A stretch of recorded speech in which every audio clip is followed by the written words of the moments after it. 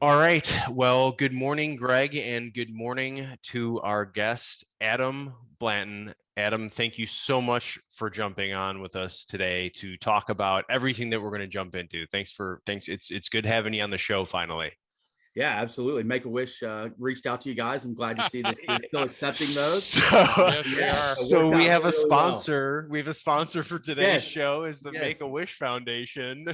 yes. I Well, am. in I addition to am. that, first of all, everybody that's on the call, you have to know that this has been probably 18 months coming. So thankfully, our schedule's all meshed, and it's great to have Adam on. The only initial question I have, Brian, for Adam is how is our dear friend Brandon? And tell him, please, from us that we loved him in Dune. He was great. Absolutely, So absolutely. I will let him know. Yeah, he's okay, doing well. Still living our Penn and Teller routine where he, how much he has to say, right? Just that's it. he just talks and That's it. talks and talks. That's so funny. Yeah, for those of you that don't know it, Yeah, our please good tell friend everyone, Brandon Greg. looks exactly like Oscar Isaac, and he's Silent Sam. He never says a word. In fact, I don't think we've ever heard him say anything. So he's the strong silent type, much like Yes, sir. Marin and I, where I never get a word in edgewise. That's Right. right. Exactly. Exactly. So for everyone, I know I kind of briefly introed Adam at the beginning, but we train him and some of his folks in Wayne County, Indiana.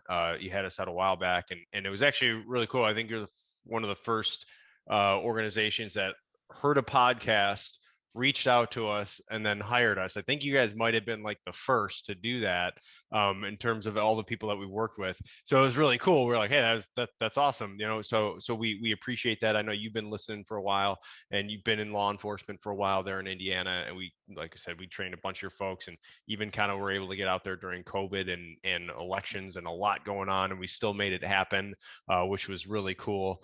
And so we've been in touch ever since. And I know you've been involved, and the reason why we have you on the show, especially to today, is you've been involved locally and then kind of with state, federal agencies doing threat assessment, threat modeling stuff, and doing part of the I know National Threat Evaluation Reporting Program. I want to get some of this stuff right. I have in my notes, so correct Yeah. me if I get an acronym No. wrong or Yeah. something. Usually Greg is the one that does that, but for sometimes he's on it when I'm off. But you've been doing a lot of this, especially with school safety and everything. You kind of reached out because of a recent podcast that, hey, I'd love to come on and talk about what we're doing here. We're seeing some success with this. You guys talked about a lot of the problems that a lot of school districts and folks are facing. Here's what we're doing. So you threw out an email and I went, well, let's just get you on to Yep. explain this because that's Yeah. better than me trying to tell anyone else about what's going on. So kind of start wherever you think you need to start. Tell us about what you guys have been doing with threat modeling and how it's working and how you got involved with it. Yeah, absolutely. So for us, the big thing, it really your guys' program was a catalyst for us. Really looking into that. HPPRNA, just the baseline, the anomaly, doing all those things, and it kind of, in a law enforcement sense, was like, man, there's so much that's missing from this. We talk about an interdiction and different kinds of things like that, but it's how do we really build this in? How do we really use it? So we kind of started on this quest.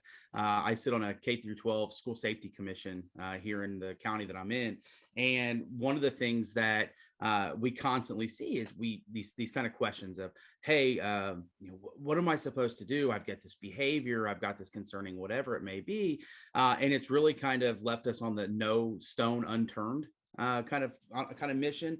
And throughout that, what we've been able to do is I was able to become a task force officer with the FBI.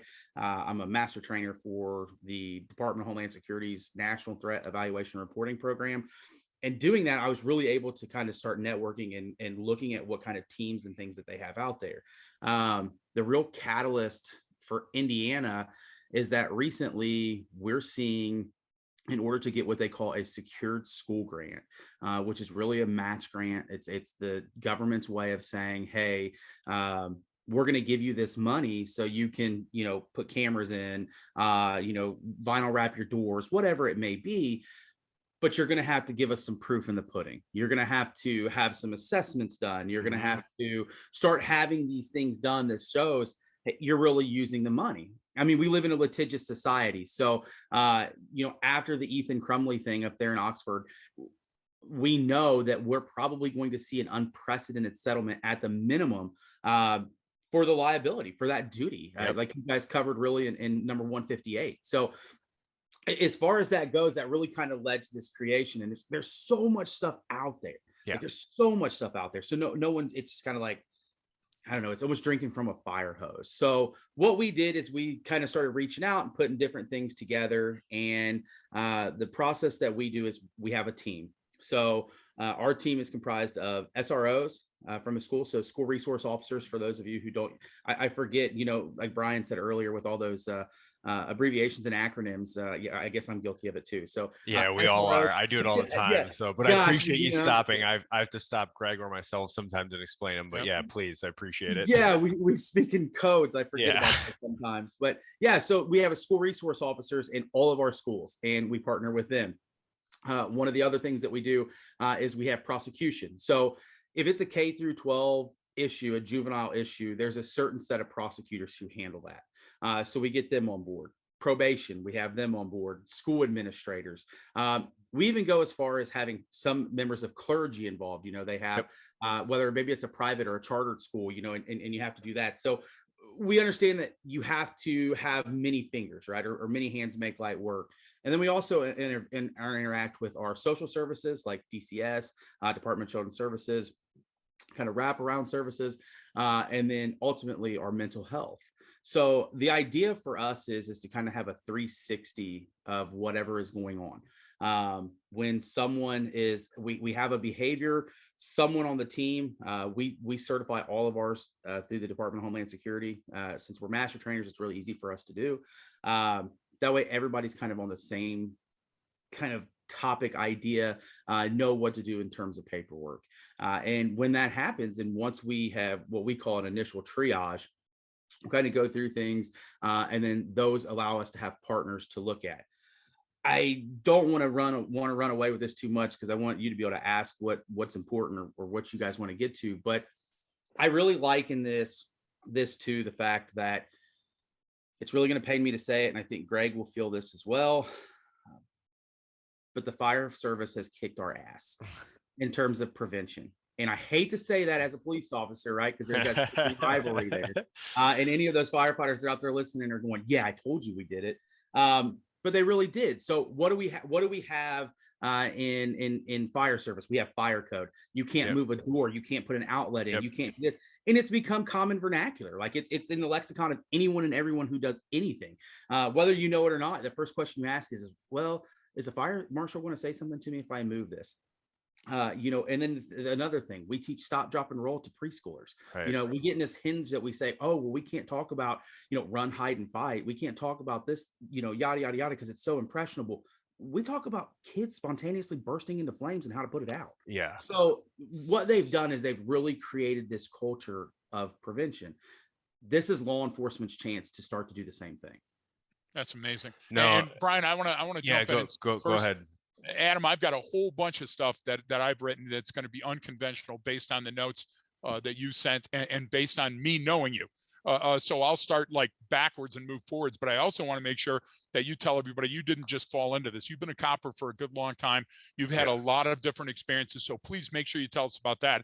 But I want to start unconventionally again with a question that came up in no particular order when Brian and I were talking to a group of certified school psychologists and a PhD in school psychology that teaches at the graduate level. And they all said the same thing. You know, we always ask, hey, what keeps you up at night? What are those common threats? And every one of them shared with us an experience that when they went to talk to a teacher, the teacher said, that kid right over there is the most likely to blank. Well, we talked about with them that a lot of this information that you use, whether in a BAU or in the BTAC or with the USDHS National Threat Evaluation and Reporting Program, is stuff that's readily available. It's right out there. It's just you couldn't see it without the special glasses. Is that a fair assessment? And if so, what are the special glasses? Absolutely. That's a great analogy there. So what we use and what we call our special glasses and really any of this is what we call pathway to violence. And it's been around since 2003. It's Weston and Calhoun model is what it's called. But again, what it does is it really sets up something that we can have a tangible list to watch to kind of see what way things are going. And I'll talk a little bit about that pathway to violence. The first thing that we look for in this pathway to violence is it's 6 steps. The sixth step being an attack, right? So bang for all of those left of Greg listeners who understand that left of bang concept. But again, attack is the last one. So we'll start at number 1, grievance. We look for a grievance, and when we say a grievance, we're not really looking for I don't want to go to work today. I'm going to be honest with you. I had a grievance today. I probably had 15 of them, and I've only been up for 3 hours. Right. So Exactly. we're not talking about that type of grievance. What we're looking for really is this grievance that won't let go. Oh, this person's out to get me. It almost consumes them. Something has been slighted against them. Something is going on with them.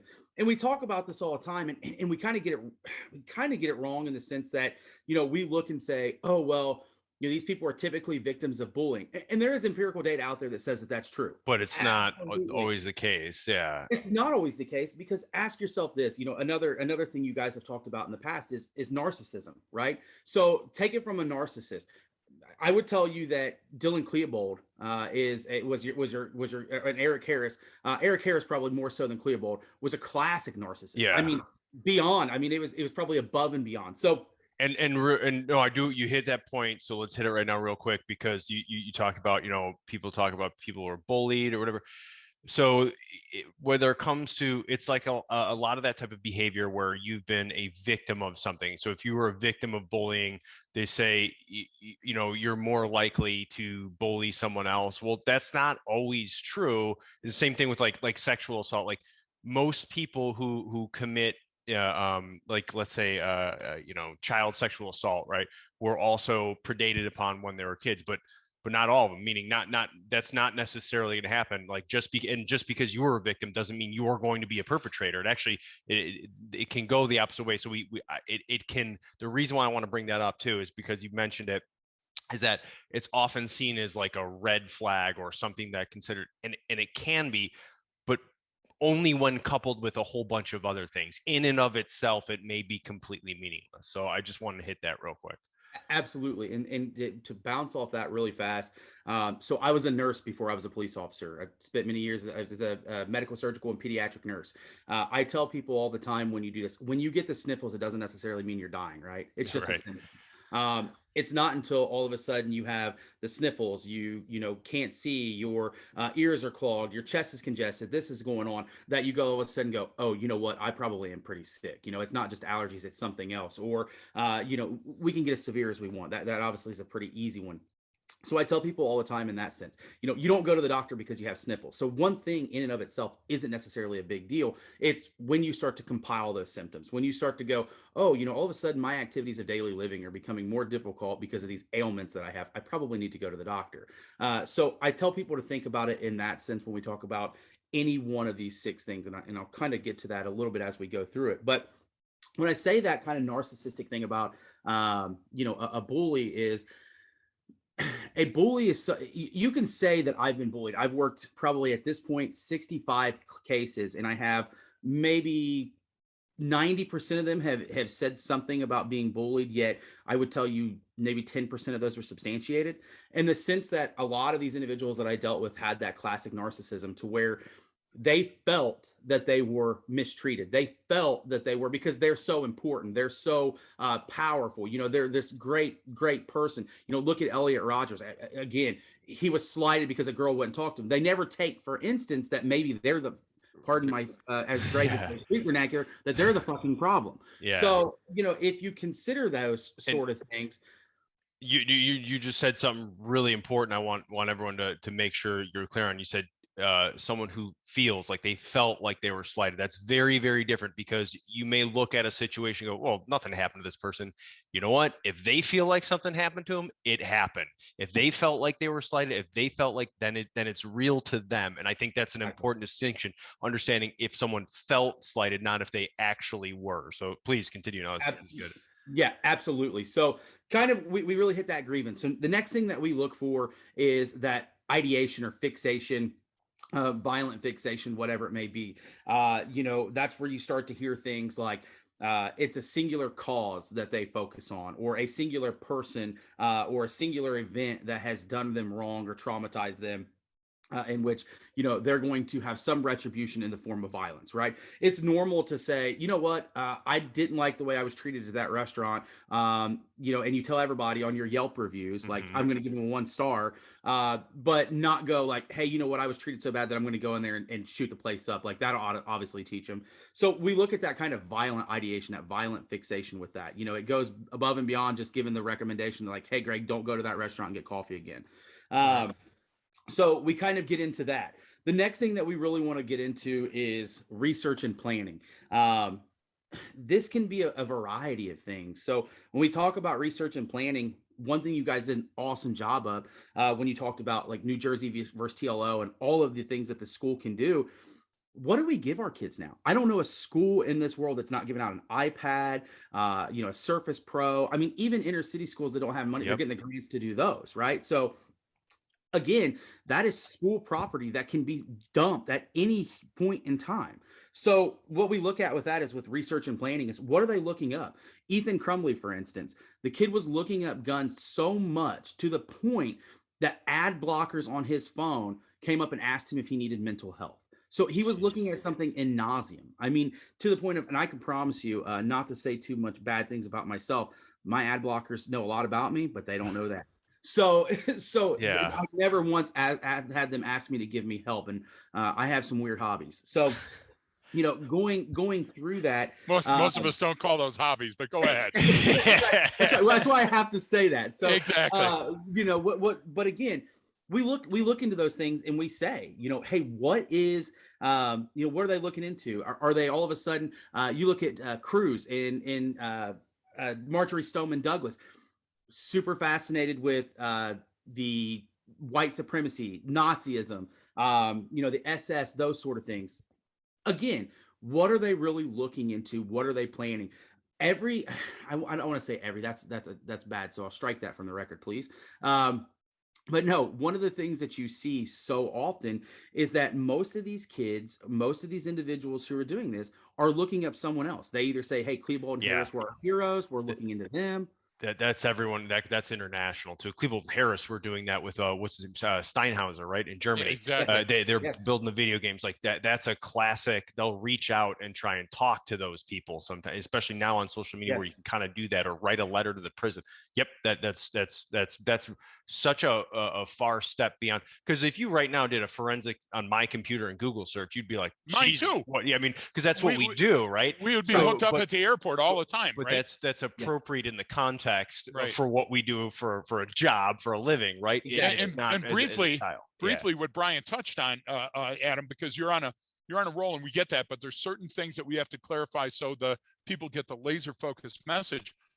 What you're talking about is the difference in intent. For example, trying to buy Shelly a gun for our anniversary. I've looked up, best handguns for home defense or whatever. And then is it a 9mm or a 45? Well, just by that profile alone, that would set me aside. But the intent would be where I not only purchase the gun and ammunition, but also take photos of the school and then reach, out with a letter to people that have done it before and ask them tips. Those demonstrate intent. So we want to make sure that what you're talking about, and I think the key issue that you hit on, and it's thanks to your history as a nurse, triage.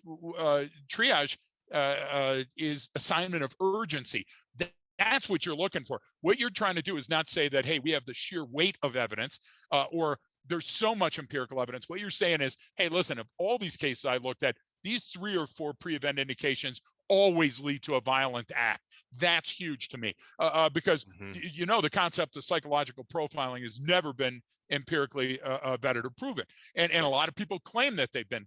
Our program, how much work has gone on our program, and it is vetted. Okay, so when you get a vetted program, you want to stick with it, but no vetted program says here's the 9 things that you have to have. They say here's the recipe, and that's what you're giving us right now. You're giving us a recipe. I can go with Kraft or Cisco or City Market to give me the foods that I can put in there. I can modify pepper for pepper. You see what I'm saying? But folks that are listening, Adam is spot on by giving you the idea of what the elements look like that lead up to these. There's always those certain common ones too, which we do like, is like, you know, if that's the problem with you saying, well, give me the 5 things. It's like, okay, well, here's a few that we've seen in every single case. But at that point, 1, you might not see that. It might be too late, or 2, there's too many other confounding variables in there. But like you said, there's always those. They always, not always, but in the cases of them, most of them have reached out to some or researched some specific shooter of this couple. That, like, there's a few things that are always present. But also, what sucks is just because that's present in someone doesn't necessarily mean that they are going to shoot up a school or something. So, but it significantly drops the number we have to look at. Significant, right? Yes, yeah, right, yes, yeah. And you know, the thing that that's such a great point, and that's the reason that you know, and these things are so wonderful to have, you know, a podcast with you guys to really be able to point those things out, and the experience that you have, because again, most of this is kind of predicated on exactly what you guys have do, exactly what Greg wrote about, exactly what Greg, you know, is a founding father in. So, you know, one of the things that we talk about when we talk about that research and planning is, are these things an anomaly? You know, are they odd? You know, do you have a kid who's never used a gun, you know, who's never had a shotgun, and all of a sudden they're asking about it, you know, those sort of things. It was 07, I believe, when we had Virginia Tech. You know, the shooter in that instance, and I won't butcher his name, but even if Cho. So even then, in his manifesto that he wrote, there was homage to Klebold and Harris. Yep. So if you don't think these guys are studying to say, hey, where did this person go wrong? What did this person do that I like? What did this person not do? You're dead wrong. And his outfit, even what he picked out and wore, mimicked some of the style of clothing that Klebold and Harris were trying to do. It was his version of it. It was we called the Laura Croft Tomb Raider, like, but because it was like elbow pads, you know. But it was like even like a fishing vest. You know, it wasn't even like, but it was cognitively close enough. Absolutely, exactly. And we live in this society today where I hate to say this. I have a sophomore in high school. I have an 8-year-old in second grade, and then I have a kindergartner. They live in the world today where talking about shooting up a school is common vernacular. I hate to say it. It is. They say it. So you can't just look at this and say, oh, a kid, you know, spouted off and said something stupid to get the attention that they wanted to get, or whatever else it is. That's that singular incident, and that you can't bake a cake with just the eggs. You have to have something. You're exactly right. And to that point, again, Adam makes Adam, aka call sign Breeder, makes a great point on this one. Listen, you have to have a body of work that you can point to. Every kid looks up Hitler. Every kid fascinates over Nazis taking over such a large swath of the world in something that was called a world war. Why? Because we're fascinated by how certain tribes work and get it done. But then when we start doing the research and we look at the human rights and the abuses and the murders and everything, we get turned off by that. Not so with the grievance collector. Not so with the person that looks and says, yeah, that's just like what happened to me, and associates with it. So you're talking about evidence artifacts that would tend to show the reasonable conclusion that this boy or girl in your classroom right now is somehow different. And you know what? Sometimes it can be accounted for that it's anxiety or stress or medications they're on or a mental issue that they're having at that age. But the best thing to do, and you said it earlier, you even involve social services, is we can identify them early enough to get them help. Because remember, what we do is just what Adam does, folks. We talk about danger and opportunity. That's what Adam is telling you. Yep. An opportunity to invest in that human early enough in the system so we can identify them, not to put them in a cage somewhere, but to say, hey, listen, get them the help you they need help. need. I'm here to help you. What help? Yeah, exactly. So I love where you're going, Adam. Please tell us more. Yeah, absolutely. So I do want to hit on that cage part, and I'll do that afterwards because I want to make sure that I finish giving you guys those. Yeah, certainly. But there is some more as far as those wraparound services and how we go about doing that in the management aspect. So, you know, we get to that research and planning, we start to look in that.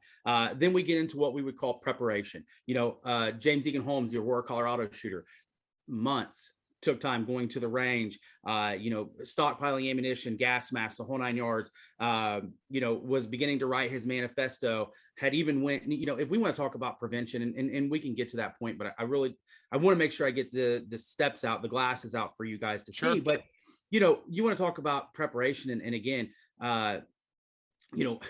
it was there. It was seen. And not only was it seen, he was 100% preventable. And I know that that's not a nice way to say it, but it was. If people had the glasses, if people looked at the things, if they did the, anomalies, the danger and opportunities, and looked at the things that, you guys teach and you guys have wrote the book on, that was preventable. We say, even the FBI will tell you that 96% of targeted violence is preventable. The only reason that they won't go a step further and say the extra 4% is some of them killed themselves before they ever got to figure out what the reason was, whether they left a manifesto or not. So yeah, we're looking at that preparation. So we kind of get into there. The last thing that we really are starting to look into is probing and breaching. And this is something that, it can be a variety of things. I liken it to this. You guys talked about vape pens. So again, is it something that's going to bring the world down? Yeah, probably not. From a law enforcement or from, with what you guys do and teach and preventing, death and dismemberment. And, I hate to say it, but it's low on our radar. The thing of it is that you start to get these kids who exhibit these other signs and symptoms, and all of a sudden they're bringing stuff in that they shouldn't. Maybe it was a small pocket knife. Okay, I live in a rural area, so it's somewhat normal to think, hey, this kid was working on the farm this morning, he forgot. That's one symptom. That's the congestion, not everything else. That's the eggs, not everything else I need for the cake. So again, you can look at this fairly easily and say, okay, this is, this was a mistake. This was a simple issue. But what about that kid who you look in that classroom and go, this kid kind of scares me, and you see him pushing the boundaries? That's really what probing and breaching is. Holmes, James Egan Holmes, refer back to him, went to like 15 different movie theaters before he decided on the one that he wanted. He would bring stuff in, sit longer, buy extra tickets, all things to see how long he got noticed, to gauge response times. That's really what we're looking at with this. That's what that probing and breaching really is. And then last but not least is the attack. Now, we say that's a 6-step sign. We give this to people with a pathway to violence as an indicator for them to use this, in the sense that also, or I want you to also remember, this isn't linear. So you can have, a grievance, and you can have some research and planning and maybe some probing and breaching, but they don't necessarily have that ideation yet. Or maybe they have the ideation and the grievance and they've done some research and planning, but they haven't begun to prepare. Our goal and our job, what we want to see is, where are they at on this pathway to violence? And the closer to attack they're getting, obviously the more danger, opportunity. Maybe at this point, the thing we're asking ourselves is, this kid got access to guns? And I hate to say it, but in 2022, access to guns is more readily available than just what dad and mom's got in their safe. Yes. So you look at that and you say to yourself, man, what's the only thing that's missing for this recipe to be a hit? Well, it's to have this, it's to have that. So that's really where we go when we start looking at things where we say exigency. And we don't make it hard. It's low, medium, or high. Medium is one of those things where we're saying, hey, look, we're just missing a couple things. Low is something that we look at and say, this could be something weird, but there's not enough here for me to really think that this is going somewhere. This could be a mental issue. Or this could be, a cry for attention. This could be a lot of different things. And that's where we'll start to get our partners involved. Or high, we look at things and go, oh my God, this person has got, 1, 2, 3, 4, 5. They are ready to rock and roll. The only thing that's missing right now is the day they wake up to say, let's do it. So that's really the tool that we use to do that. And I don't want to take too long on that, but we consider this an SPJ, a standardized professional judgment. They make tools out there, and there's company names, and if you want to get company names and stuff like that, you can contact me or Brian or Greg at a later point in time to go through them. But there's things called actuarial tools, and they're really kind of a color by numbers, if you will. You score so high, or you do so many things, and they say, okay, well, this is evidence of this. I don't think that those are a bad thing. I think those are a good thing, but we live in shades of gray. Yeah. We don't live in black and white. And that's anytime those things come up, my immediate reaction is to roll the eyes and, okay, how do you know that it's just not an actuarial table full of bullshit? I mean, because bad information going in means bad information coming out. Now I get it. It's a tool. It's a starting point. It's something for someone to use, but the things you talked about before this with this 6-step kind of, at least I have some big buckets that I can throw stuff in and see where it fits, right? Yeah. When you want to get into an actuarial table type scenario, you need to have really, really good information and really, really high level subject matter experts using that data, inputting that data, and interpreting that data, because otherwise it can go wrong or just be completely useless. That's like a caveat I always say when I hear stuff like that. But I know you kind of address that too. It's like, look, it's something, but it's present in a lot of places. So I would say this to Brian's, don't get burned at the first touch, do your research. So what we have is we have Adam as a threat assessment and threat management team leader, but at a level where he develops those teams in your area. So folks, if you haven't seen it yet, the correlation between the 7-step terrorist planning cycle and the 6 steps that are here, my writing is still around and it's still fully being utilized, which is great. But listen, the correlation here is that the training that Brian and I bring with Arcadia is completely laser focused on identifying pre-event indications of human behavior that are incongruent and therefore anomalous. What now you have is a TATM expert that can come to your agency and show you how to set that up and utilize a task force mentality. So what do you need for a task force? Well, when you're doing an OSADEF or a RICO case, you can't do it within your agency. You know, cops have to call SWAT teams for certain things. Well, who does a SWAT team call when it's bigger than they can handle? The beauty of the TATM and the beauty of using the model that Adam just told you about is he and the groups that he works with can help you as an organization set it up. But it's not enough. It has to work with the linkage to the communication, to the linkage to the information. No intelligence can be fostered without proper information. That's what Brian just told us. So I see here part of the 360 model, and tell me if I'm wrong, Adam, if I'm chewing at the wrong thing here. I'm seeing that the training that we provide and the guidance and architecture that you provide comes out as a perfect marriage for any organization, no matter how much money they may have. Absolutely. And the best thing about this is you don't need a ton of money to do this, and you can kind of pick and choose. I'll also go on this. If this is something that you are interested in doing, there are grants out there to bring Arcadia in to teach this. Exactly. There are, but people don't know it because, again, they haven't seen those glasses, Adam. And one of the reasons you're on this show is that you talk about these things as if, hey, it's really easy to. It's never easy working with a task force. It's never easy getting your school district to take a look at this and have your administration go, okay, we want to do more. But folks, Adam's an expert at getting those people in the room. So if you don't know how to get started, that's another reason for the podcast. Reach out to Adam. Adam's done it. He skinned his knees. They know what it takes. Same thing with us. We get frustrated, Adam. We get frustrated because school systems adopt a wait and see policy. Absolutely. Wait a minute.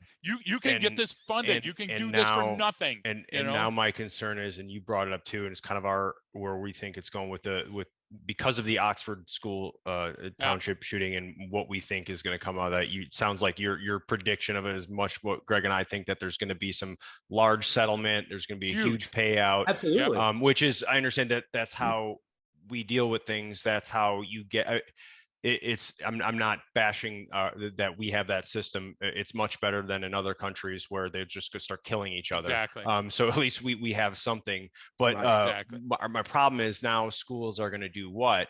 It's all going to be about that actuarial table of risk management and insurance policies, and all the money and funding is going to go to protecting them if this were to happen to them, rather than from the litigation. Well, that's what I'm saying, protecting them from litigation if something does occur, rather than just, why don't we invest all this money into doing stuff? And I know some of that's changing, especially you've got a lot of folks out there, parents are much more organized, but I would say out of different school shootings over the last 10 years, maybe there's a lot more concerted effort for legislation, for funding, for grants, for raising money to prevent this stuff and to come up with it. So the problem is it's like we're finally all just starting to deal with this issue. I mean, I really, in the last few years, and it's taken the parents of victims for the most part to be the ones, running through Congress, pounding on presidents' doors, raising money, talking about it. And we've had some on before too, and which is a good thing. So now we're going forward. But I do want to hit up one of the things you talk about is this, and seems to me the biggest issue which is what we specifically address too, is that intervention. Okay, when do I say something? What am I supposed to say? Because you talked about, you had this like low, medium, high kind of category here. Well, how do I determine that? What do I do? And this goes just literally to the conversation we had yesterday. It won't be coming out for, I think, another month or so, but we, those Texas school psychologists that we talked to, and just like Greg brought at the beginning, where they said a teacher will come and say, hey, this is the person, or I think this is what I see. And a lot of times people are scared to intervene. Denial sets in, confirmation bias. Well, because realistically, how likely is it that today kid from your school is going to walk in and shoot up the place? Realistically, statistically, it's almost impossible. Exactly. It's almost not going to happen. So because of that, and because people want to be good and think they don't want to hurt someone, they're scared to intervene. And what my thing is always, what's the problem? You intervene and have a kid has to talk to a school psychologist. Well, what's the negative that's going to come out of that? I mean, you get what I'm saying? So what do you see as that intervention strategy, or how do we get people to do that? Or what's the issue right there that you see on the ground? No, absolutely. And I'm going to zig back just a little bit, where Greg talked about that 7-step and things like that. And I want to address that. This is tried and true stuff. This is predicated on that work that Greg's been around for a long time. Absolutely. Yeah. Exactly. What we saw. This is the best of that. It's finally come down the funnel and people are dealing with it. Totally agree, Adam. Yes. What we have seen is that, we were using this to catch, terrorists before they did things for a long time.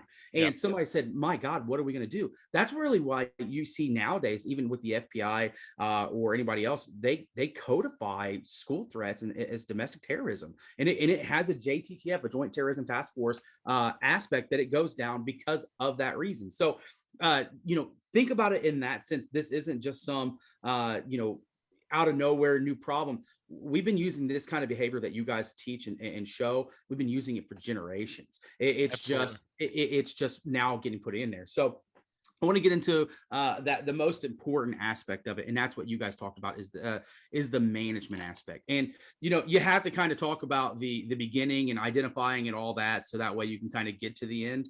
But the management aspect is the biggest part of it. As law enforcement, I'll be the first person to come on here and say, we have failed miserably in that aspect of management. What we traditionally have done is you call us if you've done something that codifies as a offense that we can arrest you for, then we arrest you. We punt the ball and say, hey, guess what? Your problem is no more. And that's not the case. Like that's just not the way it works. So let's go back to the point where we talked about with Brian and we said, hey, how do we get people to report?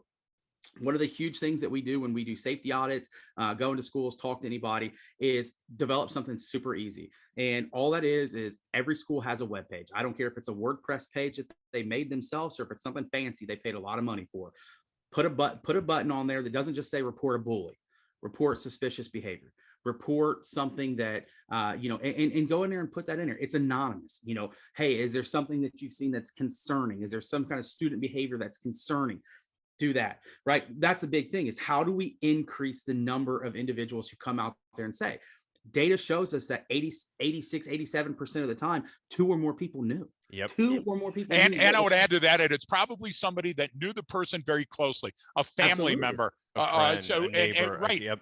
So we always say it, nobody knows a copper better than a copper. Nobody knows a Marine better than a Marine, right? And those are hugely important to the folks listening right now. Absolutely. You've probably seen it, and you probably sat on that information. And a case can't be made without the piece of information that you're holding. No, and we get into this all the time, and that's kind of that do something, see something, say, or do whatever that they're saying. See something, say something. There right? you go. So, like, what the hell does that mean? There. What is it? What does that mean? Like, what does that mean? So, like, I see all kinds of stuff. Am I supposed to tell you that it's raining outside right now? It doesn't do me any good. Right. So, but again, the idea behind that is that anything and everything can be important. You don't decide. If you see something that makes your stomach, kind of turn or makes you say it. Tell somebody. Don't worry about whether or not, it's this confirmation bias, or we have some other biases that exist where we go, we don't want to do that. I hate to say it, even in the world that we live in today in 2022, we still like to mind our own business for the most part. I know that's probably hard to say for some people, but we do. No, how many times do you go somewhere and you go, that's not really a big deal? I'll give you an instance, right? just to put this in context, because I do think that schools have come a long way. Recent data I've seen has said 99.7% of school history going forward is safe. It's 0.03% or 0.3% that exists in school shootings. The problem is that minimal? Yes, but it was 100% preventable, and 0.3% is Yes. Yes. That's it. So let me throw one at you. No, that's perfect. That's the perfect exclamation point to everything you've said so far. So Brian and I, one of the things that Arcadia does obviously is a threat assessment by looking at vulnerability. And Absolutely. remember, folks, vulnerable people draw in threats like a magnet, like a blood-soaked rag to a werewolf, right? And the idea here is that you got to take a look at the big picture. So a company back east hires us, and we charge a lot for the service because we do a lot. And after an exhaustive amount of research, there were two things that came up. One is that an item that was commonly used at this business was left out in the open, and that item was dangerous on its face. And the idea is in a situation of workplace violence, many times a person say, and another thing, and they'll look for that weapon close to them in the environment. So we said simply accounting for that and having a process where you have to lock it in a drawer or turn it in at the end of the day or something. Well, even low calorie, so just put it in the drawer. Put it in a drawer. Exactly. So now we gave all of those, okay, from a scale. The second one was, look, you still have folks that smoke and they're blocking open security doors. So we took the photos and we showed where the ash cans were, and we showed where the cameras were, and we said if they have access, they can hurt you. Now, on this entire phone book, if anybody remembers what a phone book is, size document that we produce for those folks, here's the 7 or 8 things you can do immediately with no money that are going to make you safer and harder to kill. And you know what they told us? Thanks. It was good. We're glad we had the assessment done. But you know what? We don't want to put our people out. And that seems like a big thing that's going to be really inconvenient. Well, then, you know what? Reap the whirlwind. Kiss my ass. Because you can tell, look, Adam, we still have people that die from drowning.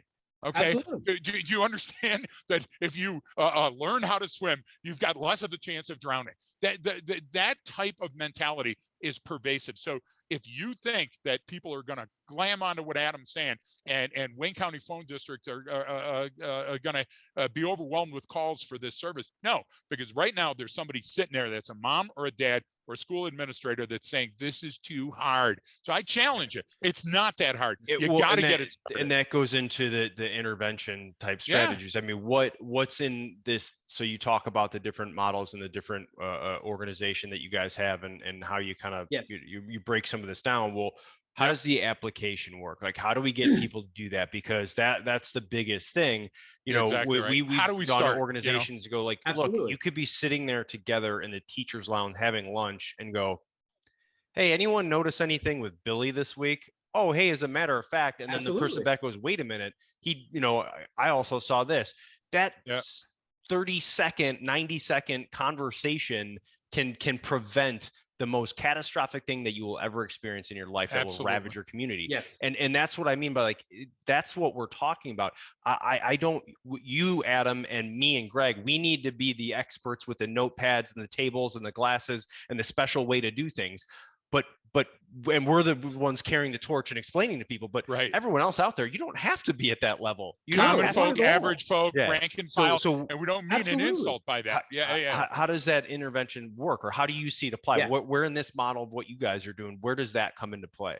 So what we do is, again, we go back to those easy buttons, making them out there, making it accessible for people to put stuff in there. They may not use it. Matter of fact, most of the time we see people are still hesitant to even use that. Right. But I go back to this. So another thing that we always do, training. We do training. We do education for every year. A school teacher, before they go back to school, gets a 40-hour video, death by video, where they've got to watch some check boxes. I don't care what state you're in, it's going to be similar, if not maybe more hours. Yeah. Right. That's the perfect time to have something where you go, hey, let's have a training on targeted violence. Let's have someone come in and talk to us about when and what we can report. You have to educate it. Here's why. Yeah. If we look at the culture and society that we live in today, right? Okay. If somebody is weird, say me and Greg, for instance, because I wanted to make sure I give you a weird instance. We're sitting at your local school out in front of the door, just hamming it up.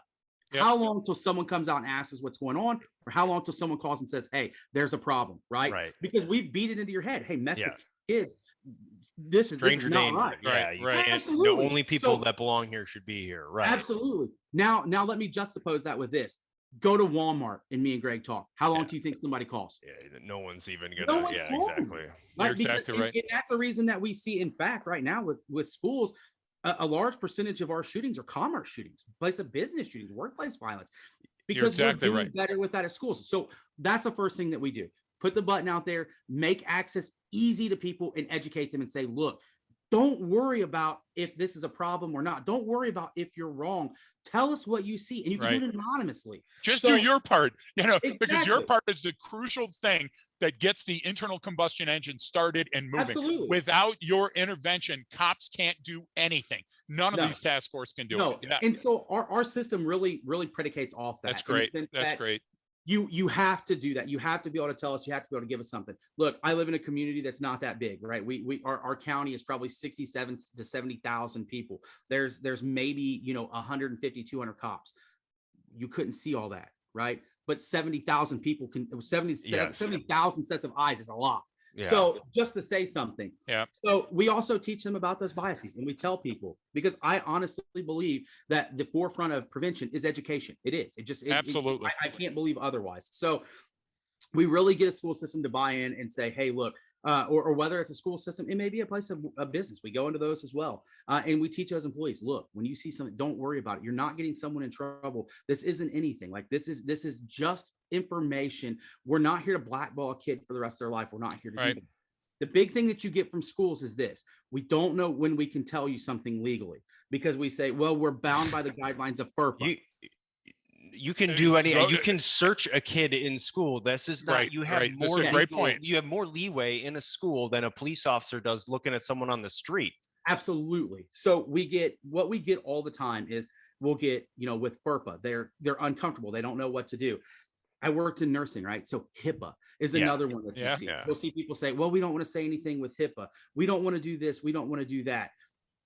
Here's the thing.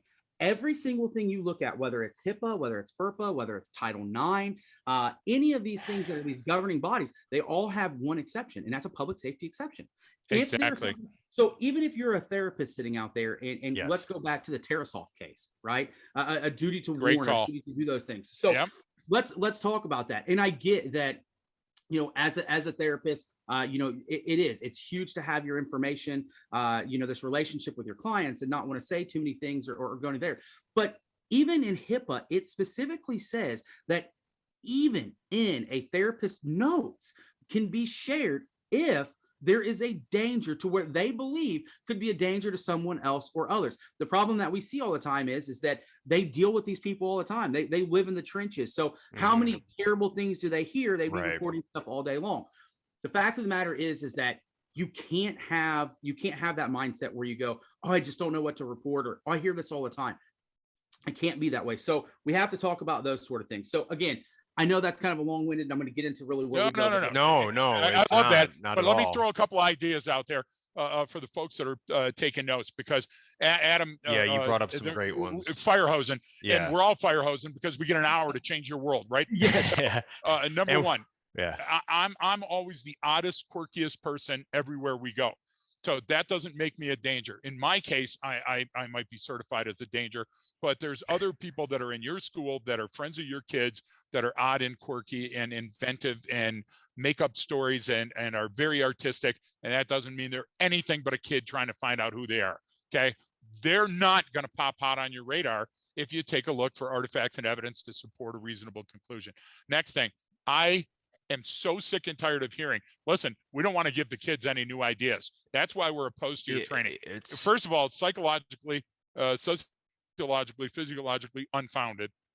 It's a urban legend that's counterproductive. It's actually limiting and hamstringing the stuff that we do. And finally, and I'll shut up and let you guys talk, the Good Samaritan exception is alive and well, and people go, listen, that doesn't apply here. It applies here because of a thing called the United States Constitution and all the decisions of SCOTUS. The Supreme Court of the United States has over and over and over said, if you're doing this for the right reason and you're not trying to be vindictive or get revenge or hurt somebody in some way to gain an advantage, that the information you provide, and listen, without information, you can't look. You can go out and make a Fabergé egg with a whole bunch of shit you throw together, and it's not going to look like Kiev, to help the Ukraine. What you're going to have to do is a little research and figure out from that information what you build. So a copper cannot act. They can't come to your school. A school resource officer can't act unless they have a complainant. Now, there's on view, a copper can see things and say, hey, it's a misdemeanor or a felony committed in my presence,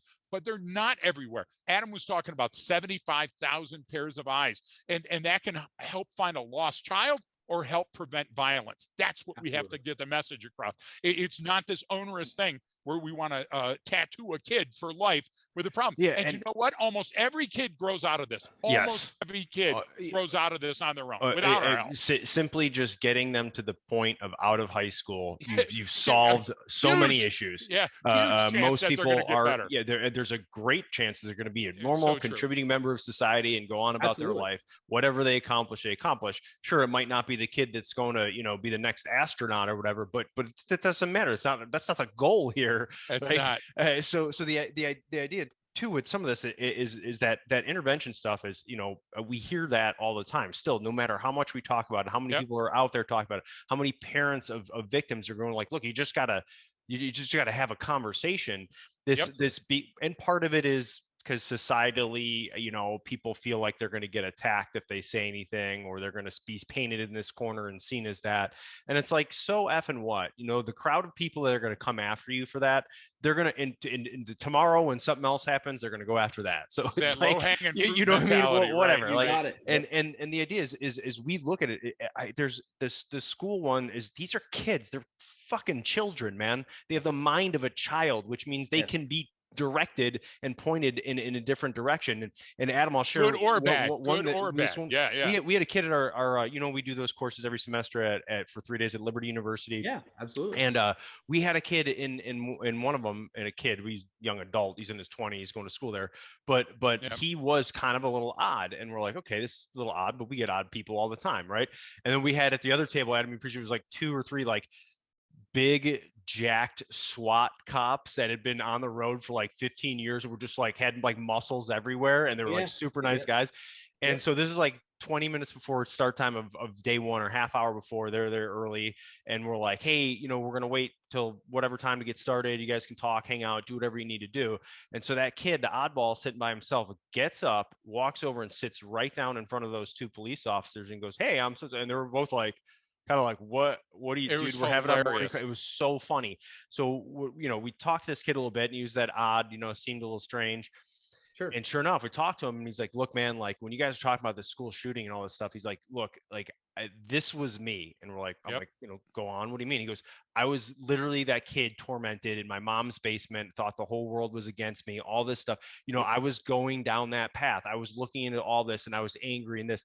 And I realized, now he did something that's very difficult, especially at that age, to do, is he made a choice on his own to go, wait a minute, this is going in the wrong direction. And he goes, I need to learn how to get out of the shell. And so he told us, like, I started by going to the mall, and I would see an old lady at the food court, and I'd sit down and say, excuse me, ma'am, do you mind if I talk to you for a few minutes? Like, and that got him out socially to be able to talk to people, and he built himself up. And then he eventually joined the military, and was helping out with mental health stuff with military. And like, I mean, but he is that person, and he changed the trajectory of his life.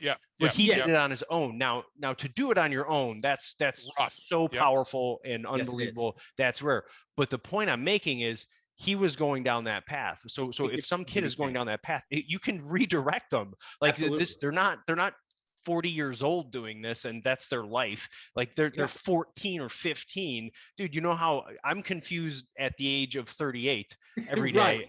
So I think back to when I was 14, 15, I'm just like, man, I was really stupid, and I had no idea what I was doing. Yes, absolutely. So that, and that's the point. And that kind of goes into when they talk about it. I know it's classified as like a terrorist event or something. We're going to classify this stuff as terrorism. I understand why people do that. It's to help maybe use resources, allocate funds, have a better understanding of what it is. But having a terrorist living next door to me planning an attack on U.S. soil is very different than the kid in high school lives next to me who's having a lot of hard problems and he doesn't have a lot of help at home and maybe doesn't have a good mentor in his life. Like that's a two completely different things to deal with.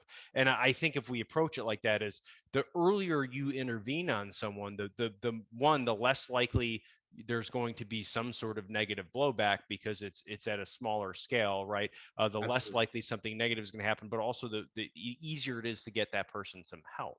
Yeah. And I would add to that, Brian. I would say spot on. And what Brian's trying to say is if we classify all school shootings as acts of domestic terrorism, it somehow makes a person afraid of speaking up because they don't want to get branded a terrorist. So now that we've got that vampire out in the light of day, we can burn it up, right? Yes. Second part of that is that you have to reinforce in everybody's mind that all kids go through this. Every single kid has thought about killing a teacher or killing themselves or, I want to do over. And the only way that I could do that, my gosh, I was so embarrassed. I just want to die. Those are normal. Our functions, our human functions, we go through those things. And guess what? That's because our brain is still forming. We're still balancing those electrochemical neurotransmitters. We're not sure where we're going. Now, if you stay in that funk and you start driving towards those things by painting your room black and buying a gun and starting a hit list in your community, that's a different thing. So the intervention is like at the key tipping point. No Malcolm Gladwell shout out, but at the key tipping point where you could still do something. Because if you don't, you're going to get to the threshold of inevitability where that person's going to act out. Now, they may act out by cutting or killing themselves or, harming an animal or doing something else like that. But it's still a game that you can play early on. Much later, much harder to solve. Is that a fair assessment? Yeah, absolutely. So really fast, like I said, our management. Take your time. You got all the time in the world, buddy. We have to build into, kind of how and why we do some of the things. And you said, it's hard to do this in a short period of time. But so our management is this. First and foremost, we do education. We have a team in place. Once there's a team in place and there's education that's been done, they start to feel comfortable because there's someone to go to. Like if you don't have a designated person to go to in the office or the school or wherever it is, you kind of just hold on to stuff because you don't want to be that guy who asks or girl that asks the question and you're like, I really do. Get it. So you have a team, and when they have the team and the education, now all of a sudden there's something that almost makes it symbiotic. They have somebody to go talk to. So when we get these threats, we start to get this information, whether it's online, whether it's however we get it, we begin to triage it and we begin to look at those signs and symptoms and say, hey, look, do we have a lot of ingredients? Do we not have a lot of ingredients? When we do an assessment in law enforcement, we're doing an assessment based off of a safety kind of checklist that we've got created. And then there's also a therapist that is doing the exact same thing as us, working alongside of us. They're going to talk to the kid. Again, a school with school rules and regulations, they have more power than the U.S. government, at a school. So absolutely. if it's in your policies and procedures at the school and your governing board signs off on it, guess what? You can do whatever you want to do. So you can call that kid in to talk to him. You can do whatever you need to do. So you can make them mandatory. Every week you're going to have to come in and do this. A school has more legal leeway than literally, like you just said, any law enforcement anywhere in the United States. And Ethan Crumbly had the gun in his bag in a room with his parents and the teachers and the superintendent of school. And nobody did what they should have done and said, hey, we're going to open your bag, right? Because of exactly what Adam's talking about, that apathetic attitude that, listen, I'm not going to be the only one that speaks up. I don't know where to go. You can solve that with one phone call, folks. This is something you can do today. And having your team trained in it, what do we see all too often? We watch SROs that schools are asking them to go and watch lunchrooms. That's not what they do. Like they need to be trained in stuff like this to handle these kind of behaviors. When we see something, you know what, we need to pat this kid down. We're going to check this kid out.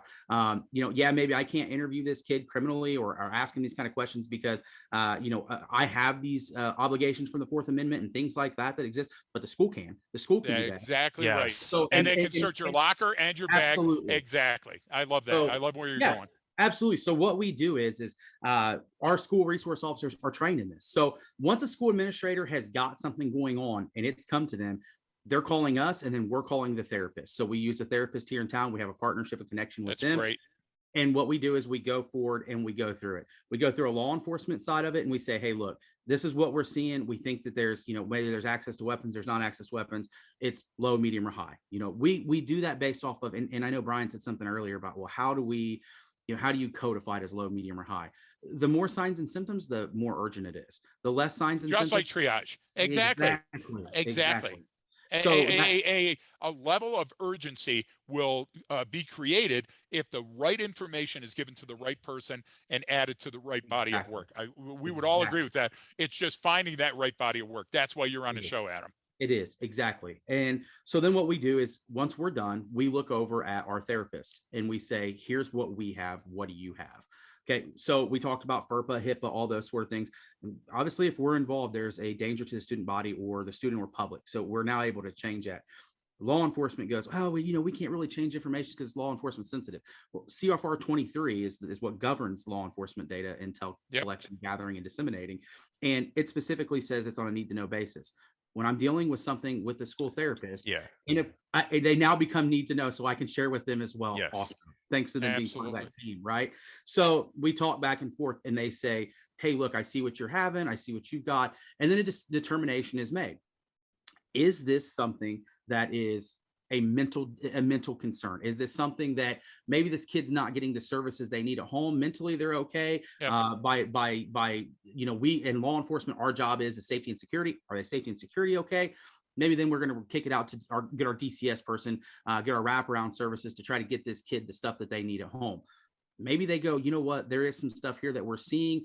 Maybe they don't meet inpatient therapy. They meet, they need to come on an outpatient basis. One thing in America we have right now is 0 beds in inpatient mental health facilities. Yeah. So everything's done outpatient. So we look at them and ask, hey, what do you think? Yes, we think that they would do this. We need to do outpatient therapy, whatever else. Give them the option. At that point in time, the parents and the students can sit there and sign an agreement or go and work with these therapists, and they can be modeled and followed and whatever else. It's also a condition of the school, just like you said earlier. And I know Brian kind of pointed out, you're going to go to this meeting or you're not going to come back to school. You can do that. Yes. So to say, hey, you're not coming back here, that's fine. You're going to follow along with this, and you can have some rigidity in that. So, and then if the parents go, hey, no, we're not doing it, and you can kick us out of school, that's fine. At that point in time, that's when we get with our prosecutor and we say, hey, look, here's what we have. This is a statement that's been made. In Indiana, we have something called intimidation. Essentially, it's a threat. It's making some sort of violent threat, whatever it may be, or there's some other things. I'm sorry, real quick on that. It's some law where you can, if it rises to the level of what they define as intimidation, you can be prosecuted for, I'm assuming, some type of misdemeanor, or if it's with a firearm, it's a felony. Got it. Or a deadly weapon. How about that? So a knife, whatever it may be. So in any state has something to that. Yeah, something similar. You guys call it. Yeah, you guys call it intimidation. But we call it intimidation. So. And again, maybe it's something else. I mean, maybe it's something as silly as like disorderly conduct or something else to that effect. We will go with and say, once the decision has been made, we report it either way. Once the decision has been made that, hey, we're not going to go to therapy. This is not something we're going to do. Okay. There's 2 ways that I can make you do something in the United States of America, both of which have a judge's order. One is a mental health evaluation that they're going to say you're going for 72, or I can prosecute you, adjudicate you, and say, guess what? Now part of probation or your term is you're going to go through this mental health facility. Right. That's how we do it. So we don't want to lock anyone up in a cage. Right. Law enforcement's job in this isn't to go, and that's another thing. Therapists don't want to work with us most of the time because they're like, well, law enforcement's answer is just to arrest them and walk away. No, that doesn't fix the problem, right? Nope. We don't manage anything. So our thing is that we lean on them first and foremost. And if they go, hey, you know what? There's really nothing mental here that he's going to benefit from, she's going to benefit from, the parents, whether they're going to be cooperative or not, it's not going to work. We need to do something.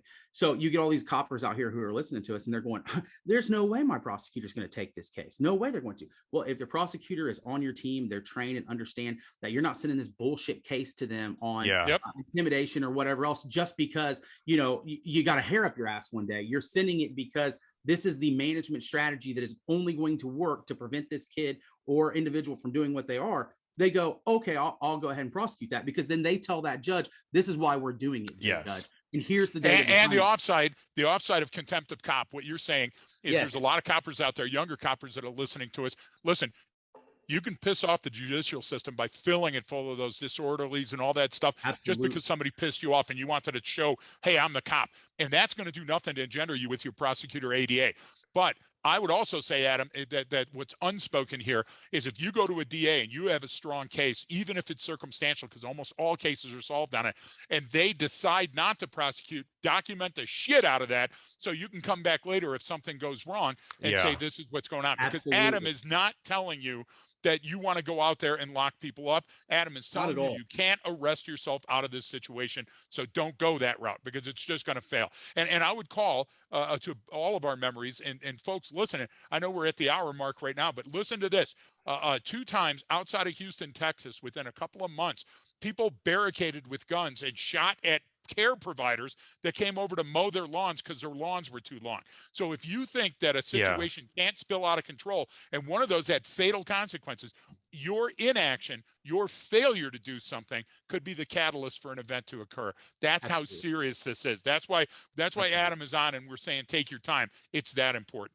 Absolutely. And so what, so you guys have this framework. Is this unique to your area because of your work with these other teams and agencies that you kind of were able to come up with part of this? Because I know part of it is what's come down from state and federal guidelines and different law enforcement and different big brain PhD folks who think, hey, this is how we, but portion of everything we've been talking about today is your input into this and how it's going to be done. So is this something like unique to you guys in Wayne County? Have you seen it spread across the state of Indiana? Where else in the country have you seen something or similar? Or yeah, to have a multifaceted team the way that we do here in Wayne County, that's unique.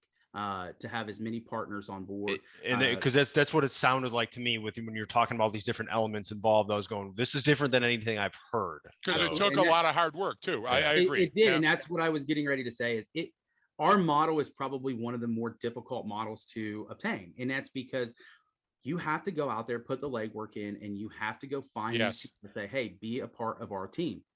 The thing of it is that there's someone out there, no matter where you go, who's wanting to give back to this cause. You've just got to find that person. And again, a lot of that comes through that information. I said it earlier, a therapist, their big thing is, man, if I work with the police and tell them something, they're just going to arrest this guy. My life's going to, our client privilege is gone. They're not going to want to talk to me. They're not going to talk. Right. And that's why I prefaced that with saying, look, an arrest isn't our number one focus. It's really our last resort. Mm-hmm. And when we look at an arrest, what we call it here in Wayne County, and the way that we kind of sell that is that an arrest is a mandatory means to bring services to a involuntary person. Right. They need help. It's rare, right? So Adam, your program is nationally recognized. That's a fact. The other thing is you recently spoke, I can't remember what the association was, and it wasn't the International Association of Chiefs of Police. Where did you speak recently? The National Sheriff's Association. That's the National Sheriff's Association, which is sort of the same thing, but the difference between cops and sheriffs, right? Sheriffs, So would you, if people contacted you, come to speak at their organization, would you help give them fundamental access to the architecture that you did? That's a huge thing, Brian, is that Adam is one of doers, Absolutely. I'd go a step further than that and tell you that in the state of Indiana, and I talked to him before I did this, so I had that permission, but our Sheriff Randy Redder, would talk to any administrator that exists out there from the position of a sheriff and say why he has done this. Again, he's the first in the state of Indiana to have a team like this, and we believe that throughout the nation we're in a minority as the number of teams that exist like this. So he can talk more in depth about some of the costs associated with and really what from a strategic or operational standpoint why he thinks certain things exist. Again, anytime you reach out to me, you're reaching out to my strong silent partner, Brandon Crofta. And then as far as case management, Sergeant Kyle Weatherly is an individual that we use. And so the way that our system works, and much like a lot of other police officers, is they go, well, where the hell is this going to go? Like, where does it spin? Well, our case manager is trained in this. He's certified in this, and Sergeant Weatherly understands everything that's going on with this. So, a lot of guys on our office, they kind of know what's going on, but we haven't had the time to specifically train each and every patrolman on the ground. Yeah. So, we have a case manager who's trained in this.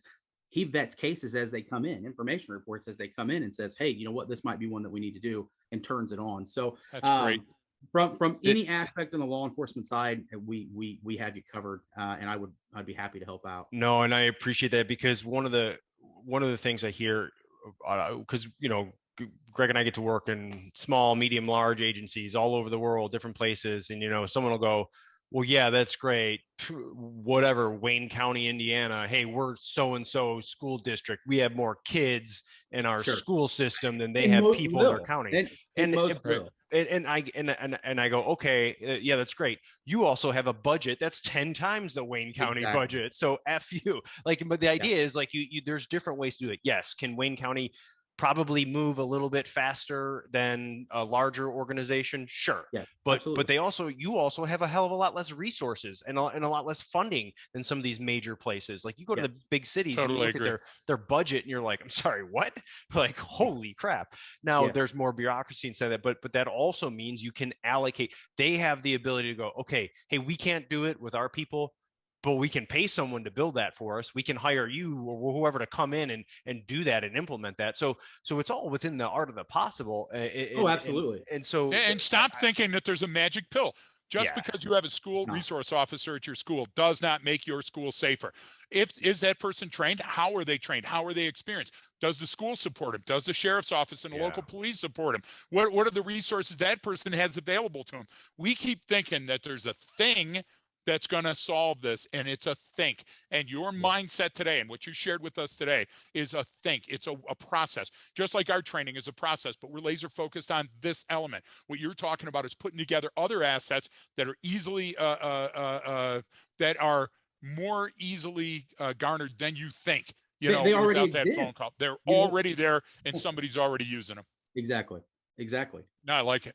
Yeah. So, and that's really the way that we do it. I mean, obviously compulsion is not something that we want to do to anybody, but if we have to do that, that's what we have to do. I mean, you guys said it, I think in episode 158, where you specifically said, look, the bigger the number, who are we saving here? There's a kid that we may have to say, man, we're going to have to go via an arrest, or, there's some element of compulsion, but how many are we saving? And, to go back to the SROs and things like that. You got it. There was an SRO at Oxford. I'm not saying that they did anything wrong. There was an SRO. And there was an SRO in Omaha that absolutely exactly what the rights were. And there was a exactly. shooting inside down of in Florida with all those, there's someone there. And that's where it comes down to the fact is it has to be that team, There has to be a team and there has to be the training. Well, that's the point, because you can't stick a person there and say, hey, this is now your responsibility. It's like, oh, okay. Exactly. One, I can't be everywhere at once. Two, I don't see everything. Like, that's such an unreasonable expectation of a human being. Right. That's the reason I say it's coming. So last little bit of tidbits. There's 13 states that have it codified in law that have to have a threat assessment team.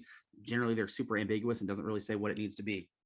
So there's only 13 out of 50 that have that. Another thing to look in or to consider is that we live in a litigious society. Yeah. So Title IX already has written in Title IX recommendations for schools that receive Title IX funds that they are recommended by the federal government to have a BIT team, a behavioral intervention team is what they call it. Yep. I don't know. Like I said, I've not been into federal government or politics really too long in my life, but I can tell you one thing: if the federal government uses the word recommend, it's going to be mandated very fucking soon. Yeah. So you can guarantee that. And if you start your own program, you can put your own people in it and get it vetted, and you control the message, everything. Or it's coming down, and you're going to have to and you're going to do what they want you to do anyway. If you start your own too, like when that stuff becomes federally mandated, when with federal government mandates stuff like that, what do they usually have to do? They have to provide funding or grant or resources for that. So if you already have your program, you go, yeah, we already fit that. Boom, you're front of the line for any resources that you need too.